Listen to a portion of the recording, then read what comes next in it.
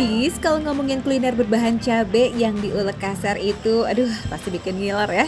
Tapi gimana nih kalau cabenya dibakar di atas tembikar? Kedengarannya sih delicious ya. Nah, biar tahu beneran enak atau enggaknya, mending langsung aja sekali kita samperin Steven Mulyawan yang lagi mampir di warung sambal bakar.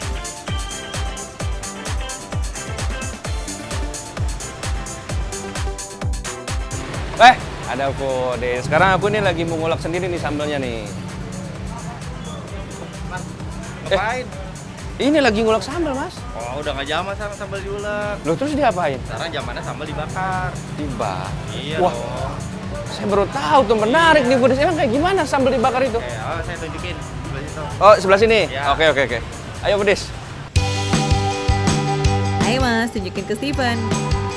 Bisa dibilang sambal bakar itu merupakan versi kekinian dari sambal cobek Foodies. Sambalnya diracik di atas tembikar, lalu dibakar, kemudian ditambahin lauk pauk, jadi deh si sambal zaman now. Tapi sebentar, kok di atas kompornya kosong ya Foodies? Oh, maksudnya Iya. ininya dulu. Ini tembikar ya? Tembikar. Oh, oke. Sambalnya yang mana? Sambalnya nanti kita racik. Yang di mana nih sambalnya nih? Ini bumbunya ini ada. Oh, ini sambalnya. Ini sambalnya ada. Oh. Ya ampun, kirain kosong ya Foodies, kayak hati jombloan jomblowati. Iya. Foodies, ternyata masak sambalnya mirip sama tahu bulat alias dadakan. Ada pesanan, baru deh itu disiapin. Oh ya, di warung ini tersedia 5 jenis sambal bakar dan 1 sambal ulek. Untuk sambal bakar ada sambal geledek, janda, merah, hijau, dan jeletot. Nah, mantep nggak tuh? Sedangkan sambal ulek hanya ada 1, the one and only, si sambal ulek rampai. Kalau sambalnya banyak, lauknya juga udah pasti nggak sedikit dong yes. Ada ayam, bebek, saikoro wagyu, baby crab, ikan, dan aneka menu lainnya yang bisa dijadiin lauk sambal bakar ya Foodies. Wah, ini mah dijamin bingung ya kita milih lauk sama sambalnya.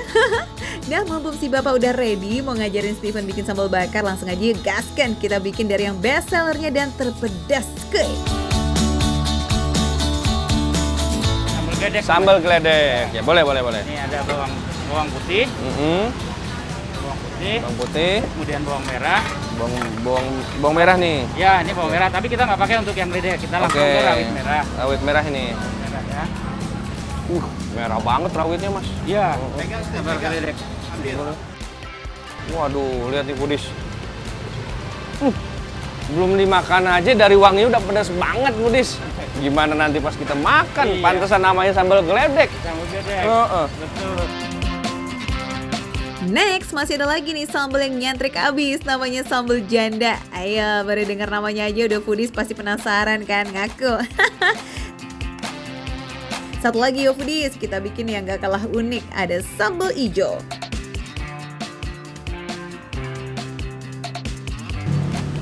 Ya, terus apa lagi? Ini ada ciri khasnya, Mas. Ada pakai teri Medan. Yang ini? Iya. Oh, mantep dong. Saya Iya. suka teri Medan. Iya, kita pakai teri Medan. Coba lihat. Nih Foodies, ternyata ini pakai teri Medan. Kebetulan aku juga suka sih sama teri Medan. Beda dari sambal-sambal lain, sambal ijo ini menggunakan teri Medan sebagai bahannya. Jadi rasanya nggak pedes doang, ada juga kayak sensasi gurih asin yang sedap-sedap. Oh ya, kalau seluruh racikan sambal sudah ada di tembikar, langsung nyalakan apinya ya. Kita bakar sambalnya Foodies hingga minyaknya habis. Nah, sambal udah dibakar semua, kurang dong ya kalau nggak ada lauknya nih. Masa makan sambal doang kita? Pas banget nih, di warung ini ada juga yang namanya mie bakar tembikar. Mie ditaruh di atas sambal Foodies lalu dibakar. Dan uniknya nih, mie-nya tuh asli buatan sendiri loh.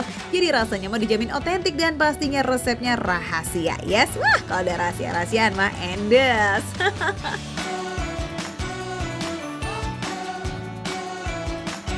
Jadi ini diaduknya begini aja? Iya. Oh. Ya, Diratain lah. diratain. Oke. Steven gak tanggung-tanggung nih Foodies, milihnya sambal geledek sebagai teman makan mie bakar tembikarnya. Wow, ini wajib diacungi jempol lah ya nyalinya. Oke lah, sambal geledek udah diduetin sama mie, sambal lainnya juga gak boleh dianggurin dong. Lanjut kita pilih menunya Steven buat taruh di atas meja.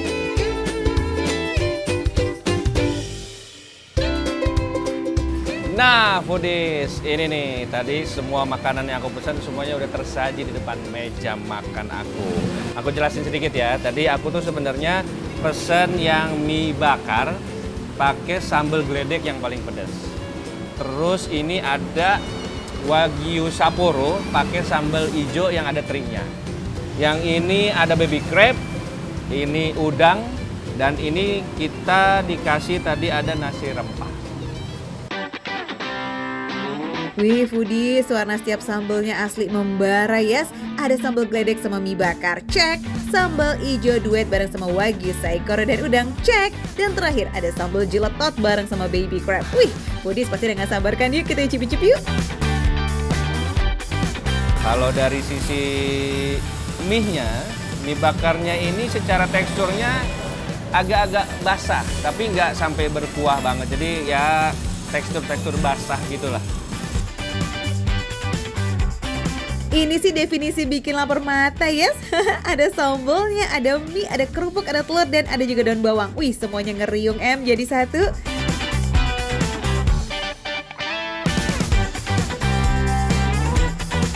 Yang terlihat basah ini itu karena efek bahan-bahan sambal geledek yang memberi air ke untayan mie-nya. Jadi mie-nya tuh mengkilap-kilap cakep banget, glowing yes. Wah, kalau luarannya juara, soal rasa ngomong-ngomong gimana nih Fan?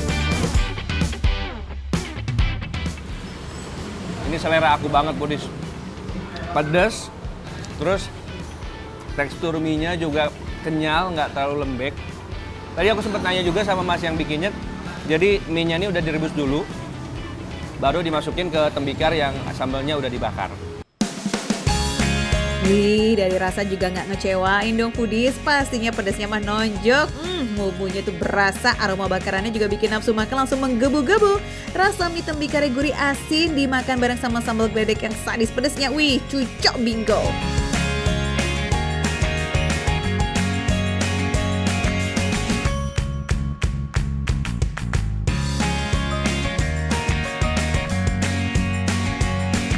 Dagingnya empuk. Dan aku tuh gak nyangka ya Budis ya, ternyata daging dan ikan teri itu bisa menjadi perpaduan yang sangat luar biasa loh. Ini aku baru pertama loh nyobain Wagyu pakai ikan teri. Enak. Wah, kayaknya menu sambal hijau dan Wagyu Saikoro bisa jadi the next best seller nih foodies. Rasanya itu loh ngeblend banget. Kematangan dagingnya juga pas dan saat ditusuk tuh dagingnya lembut banget. Pedas asin dari sambalnya juga dimakan bareng sama Saikoro. Beuh, endes.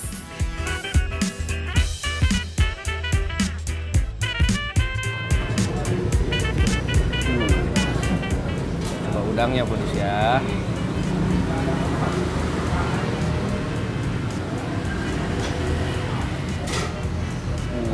Mantap. Langsung kita makan.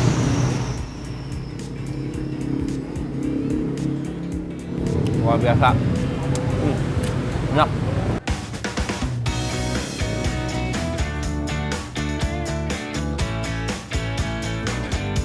Nggak Saikoro doang nih foodies, udang goreng dihajar sama sambal hijau benikmat bener. Kayaknya menu di sini emang gak ada yang gagal ya kayaknya. Baby crab dicocol dengan sambal jeletot juga berhasil dong foodies, bikin keringat langsung bercucuran saking mantapsnya. Kriuk-kriuk cangkang si baby crab itu seru banget sih pas dimakan bareng sama sambal jeletot. Gimana foodies? Tertarik juga nggak nih buat cobain semua varian sambal bakarnya? Gampang kok foodies, bisa langsung datang ya ke warung sambal bakar di daerah Cilangkap. Soal harga mah tenang, no worries, makan receh gitu loh. Mulai dari 5.000-an aja, mantap! Harganya terjangkau. Yang ini nih baru nih, makan receh, menu receh, tapi rasa nggak recehan.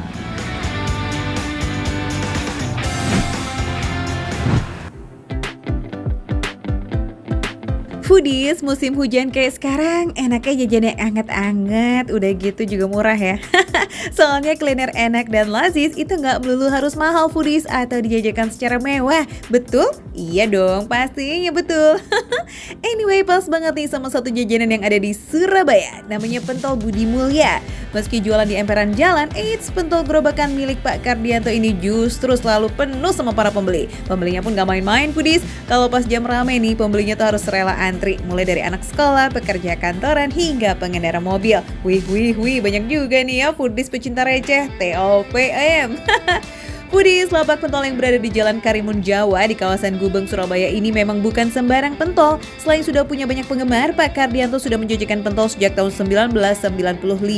Alias jualannya udah 27 tahun tuh Foodies. Wadidaw. Kalau dilihat sepintas pentol di sini sepertinya sih biasa aja. Eits, tapi yang bikin ini beda dari pentol-pentol lainnya ada pada varian dan rasanya Foodies.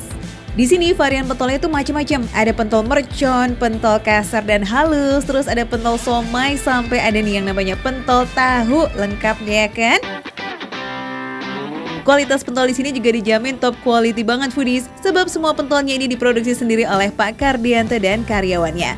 Mulai dari pembuatan adonan pentol, campuran tepung kanji dan juga daging, kemudian lanjut ke peracikan setiap varian, seperti membungkus adonan dengan kulit somai, kemudian memasukkan adonan ke dalam tahu, serta membuat pentol berisikan telur puyuh.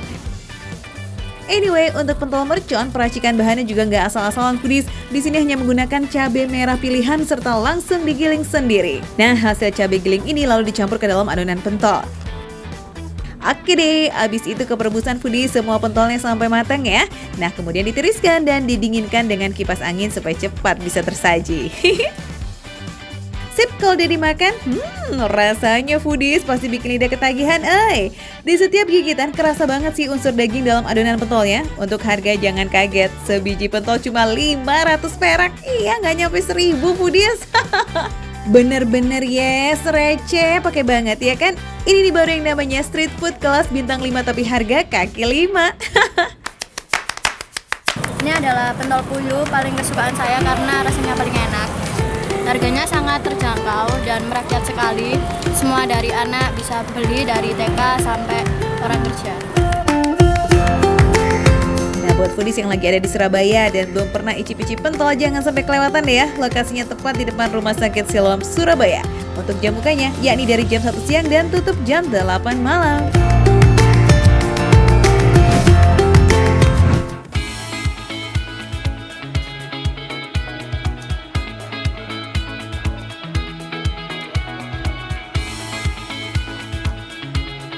Foodies! Kali ini saya lagi ada di Beji ya, dari daerah Depok sini. Pas banget nih mau sarapan santai nih, sarapan receh. Pas banget ada namanya kue pancong Pak Kumis dan Pak Dadang. Nah, apakah rasanya bakal receh? Langsung aja kita masuk ke dalam. Let's go! Wih, cakep. Yang manis-manis dan lembut kayak pancong emang paling cucok dijadiin pengganti sarapan proper. Apalagi buat Foodies yang udah gercep alias saset tapi tetap kepengen kenyang. Oke, langsung kita pesen dong sih. Tuh, udah kelihatan kan tuh kumisnya. Nah, saya pengen nih, mesen pancong yang mateng ada? Yang nggak mateng ada? Oh, tengah mateng, nggak ada Foodies. Saya pesen ya Pak ya? Tapi saya pengen tahu nih proses pembuatannya, karena Foodies semua pengen tahu kan proses pembuatannya gimana. Boleh nggak Pak saya ikut? Ya. Boleh ya? Wah, mantap banget, let's go! Pas banget sih lagi ada yang dibikin nih kue pancongnya.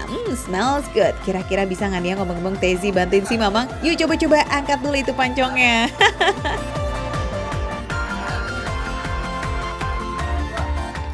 Waduh, berantakan. Nggak apa Mang, ntar saya yang makan ini Mang.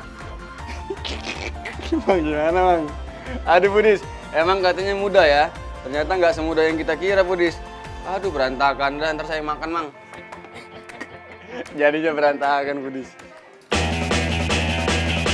It's okay, no problemo. Namanya juga amatir ya Foodies, dimaafin Kozi, beneran deh. Tapi remedial ya. Nih satu kesempatan lagi nih buat bikin pancong dari awal ditemenin langsung sama Mang Kumis. Kuy!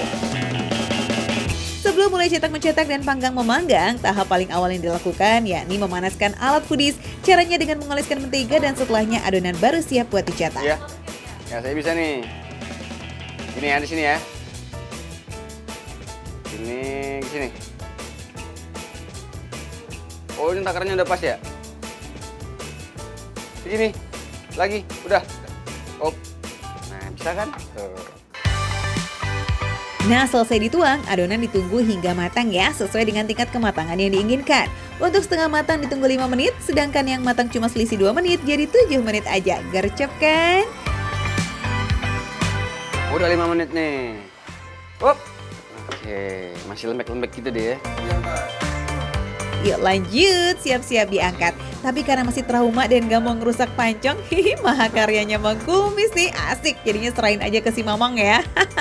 Nah, kalau urusan topping menoping gilirannya Tezi kali ya. Bisa dong, Zi. Berapa kejunya, Mang? 2. Satu dulu ya. Widih. Widih. Oke, Bang. Jadi nih. Susu apa? Gak lain dan gak bukan, kental manis sebagai sentuhan terakhir. By the way, yang satu lagi udah matang tuh. Kalau yang setengah matang langsung disajikan dengan topping. Nah, yang matang beda lagi nih foodies. Pancong terlebih dulu dipotong-potong baru bisa dikasih topping. Gak mau kalah western sama menu yang pertama kali ini toppingnya green tea. Bikin sampai tumpe-tumpe bang. Oke, udah jadi ya foodies ya. Langsung kita makan. Mang, kayaknya saya kurang nih. Sudah nggak sabar nih pengen makan yang lumer-lumer nih. Saya pesan semua rasa. Ada rasa apa aja ya? Strawberry, durian, coklat, dan lain-lain. Oke, Bang. Saya tunggu di sana ya. Sok Mang, dibikin yang banyak ya Mang. Matang dan setengah matang, hayu lah toppingnya juga lihat tuh. Aduh, endolita.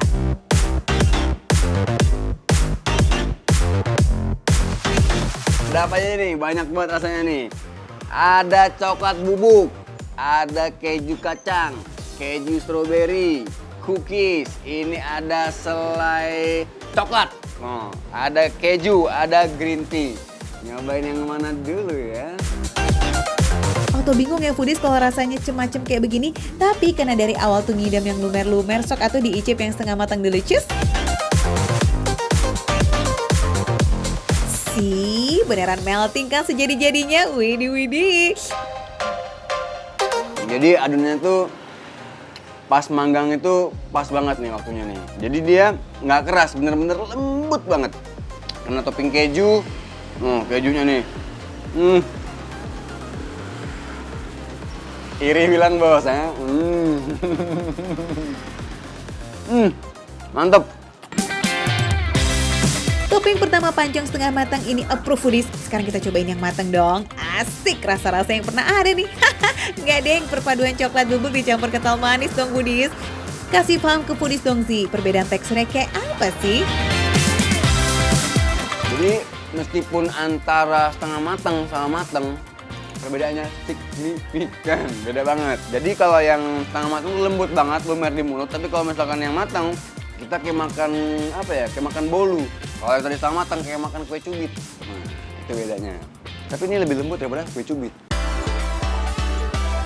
Next yang dibikin langsung sama Tezi dong, topping green tea. Pancong matang varian green tea ini juga beneran gak failed loh foodies, matangnya sempurna tapi tetap lembut. Ditambah rasa green tea yang pure dengan aftertaste yang sedikit pahit, no kaleng-kaleng ini mah. Gimana? Masih belum puas? Nah, this is it. Last but not least, yang lumer-lumer perpaduan lokal dan western, topping keju kacang. Lumer foodies dalam sekali gigit. Double gurih dari campuran keju dan kacang, tapi nggak bikin asin yang berlebih karena disantap barengan sama pancong yang manis. Jadi meskipun jualannya sederhana bingits, tapi terbukti foodies setiap harinya 30 kg tepung terigu ludes untuk bikin adonan pancong. Kan main. Topping yang variatif, harganya yang beneran Mursida Bambang 5.000 sampai 20 ribuan only, bikin penggemar pancong si Mamang ini rame pisan. Mulai dari anak sekolah sampai orang dewasa. Secara receh gitu ya kan? By the way gak cuma pas sarapan aja loh ya foodies, ramenya dijamin rata. Mau siang kek, sore kek, malam kek, karena warung pancong ini buka 24 jam. Yes, all day long till drop. Jadi Zi, gimana? Foodies kepengen tahu gak nih kalau kue pancong yang ala Tezi itu kayak gimana sih? Favoritnya adalah yang setengah matang dengan topping keju kacang tuh. Ini tuh the best banget. Jadi selai kacang dengan keju. Semuanya berbaur. Best banget. Kalau mau nyobain, buruan datang ke daerah Beji, tepatnya di Kue Pancong, Mang Kumis, dan Mang Dadang. Makan receh, menu receh, tapi rasanya nggak recehan.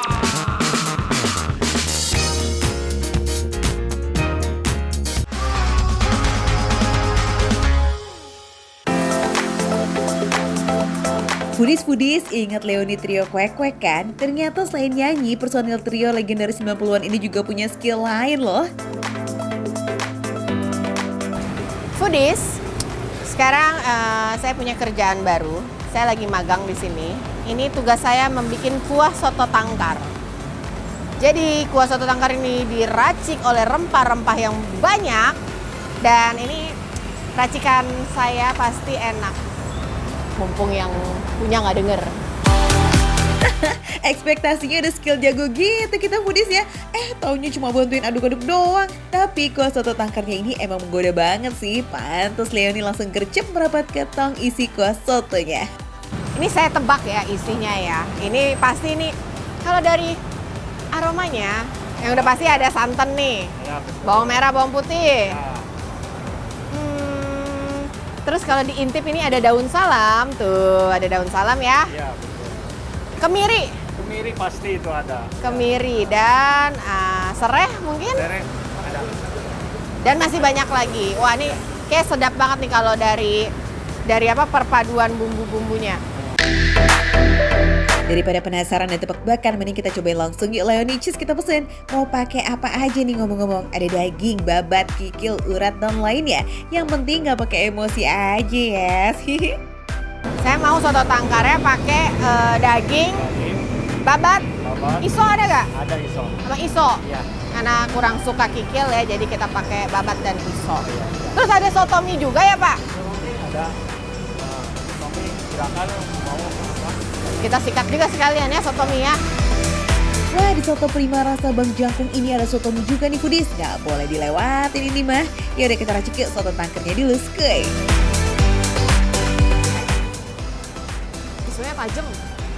Oke, terus dagingnya. Oh, ini paru nih. Iya, paru. Yeay! Paru. Dapat paru. Terus usus.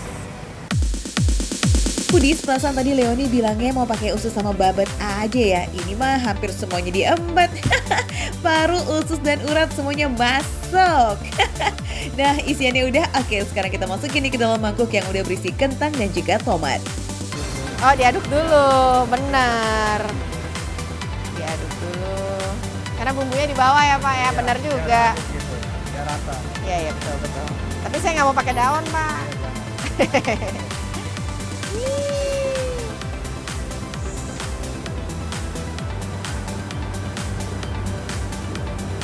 Oke, cukup. Tada, ini dia soto tangkar yang Foodies. Soto tangkarnya udah jadi. Oke, waktunya kita racik-racik soto mie-nya, skuy. Soto mie-nya ini pakai bihun dan mie kuning yang udah direbus. Terus ditambahin daging, tomat, kol, dan juga risol goreng. Gak ketinggalan pakai bawang goreng dan emping juga Foodies. Dan kuahin deh habis itu, cakep. Nah Foodies, kuah yang dipakai ini pada soto mie itu adalah kuah rebusan dagingnya yang kemudian ditambahkan serai, lengkuas, jahe, dan juga merica. Jadi wangi dagingnya itu berasa banget di kuah soto mie-nya. Asik, soto tangkar dan soto mie Bang Jangkungnya udah jadi nih Foodies, plus ekstra emping. Wih, siap dinikmati. Enak, kuahnya itu ringan, seger, nggak heavy kayak soto tangkar yang biasanya. Jadi kayak kandungan santannya ini masih sopan gitu. Enak, jadi ini tinggal ditambah jeruk nipis dan sambal. Udah enak banget. Hayo, siapa yang satu sekte nih sama Leoni? Emping dikecapin Foodies, pasti ada banyak ya. Nah, beres racik-raciknya, cus kita cobain soto tangkar penuh godaan ini nih. Udah deh, emang makanan Indonesia tuh the best deh. Bumbu-bumbunya, rempah-rempahnya itu tuh bikin kaya rasa makanan kita. Kuah soto tangkar Bang Jangkung ini gurihnya super pas dan seger banget. Perpaduan santan dan rempah-rempah yang berlimpah bikin kelezizannya itu hakiki foodies, nggak ada lawan kayaknya. Dan kita coba ya, uratnya keras atau enggak. Kadang ada urat yang masih alot yang sampai susah digigit gitu.